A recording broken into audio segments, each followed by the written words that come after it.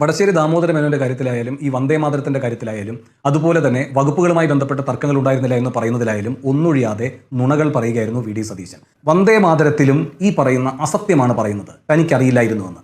പൊതുഭരണ വകുപ്പുമായി ആശയവിനിമയം നടത്തിക്കൊണ്ട് മാത്രമേ ഈ ലോക് ഭവന് പ്രവർത്തിക്കാൻ കഴിയൂ. പൊതുഭരണ വകുപ്പ് വി.ഡി. സതീശന്റെ കീഴിലുള്ള വകുപ്പാണ്. ഈ പറയുന്ന വി.ഡി. സതീശനും ലോക് ഭവനുമായി ബന്ധപ്പെടുകയുണ്ടായി.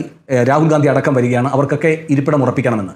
അതിൽ വഴങ്ങുകയാണ് ചെയ്തത് ആർലേക്കർ. അപ്പോൾ ആർലേക്കർ എവിടെ വഴങ്ങി എന്നതിനെ പറ്റി ബോധ്യമുള്ള വി.ഡി. സതീശൻ ആർലേക്കർ എവിടെ കടുംപിടുത്തം പിടിച്ചു എന്ന കാര്യത്തിൽ മാത്രം അജ്ഞനായിരുന്നു എന്ന് കരുതുകയേ വയ്യ. അപ്പോൾ അതുകൊണ്ട് അത് തീർച്ചയായും അദ്ദേഹത്തിന് അറിയുന്ന കാര്യമായിരുന്നു. പിന്നെ ഈ സത്യപ്രതിജ്ഞ കഴിഞ്ഞ ഉടനെ തന്നെ ഓർഗനൈസർ അവരുടെ വെബ്സൈറ്റിൽ ഒരു ലേഖനം പ്രസിദ്ധീകരിക്കുകയുണ്ടായി. അത് ഈ സർക്കാരിനെ പുകഴ്ത്തിക്കൊണ്ടായിരുന്നു. ഇതിലൊക്കെ രസമെന്ന് പറഞ്ഞാൽ പുതുപ്പള്ളിയിൽ നിന്നൊരു വിലാപയാത്ര തിരുവനന്തപുരത്തിന് എത്തിയിട്ടുണ്ട്. ചാണ്ടിയമ്മൻ്റെ നേതൃത്വത്തിൽ. എൻ്റെ ഡാഡി അറിഞ്ഞാലുണ്ടല്ലോ എന്നുള്ള രീതിയിലാണ് ഈ വിലാപയാത്ര.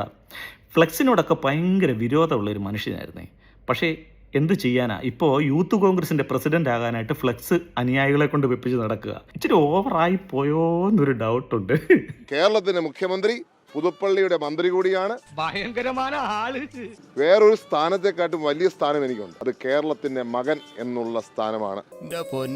ഇതെങ്ങനെ സാധിക്കും? 23 വർഷം ഒരു സ്ഥാനം വഹിക്കാതെ പ്രവർത്തിച്ച ഒരാളാണ്. എനിക്ക് കിട്ടാവുന്ന ഏറ്റവും വലിയ അപമാനമാണ് എനിക്ക് തന്നിരിക്കുന്നത്. പക്ഷേ ഒരു നിർഭാഗ്യവാനായ മകനാണ് ഞാൻ. എനിക്ക് നിൽക്കാത്ത പ്രവാഹമാണ് എന്തിന്റെ അഭിനന്ദനത്തിന്.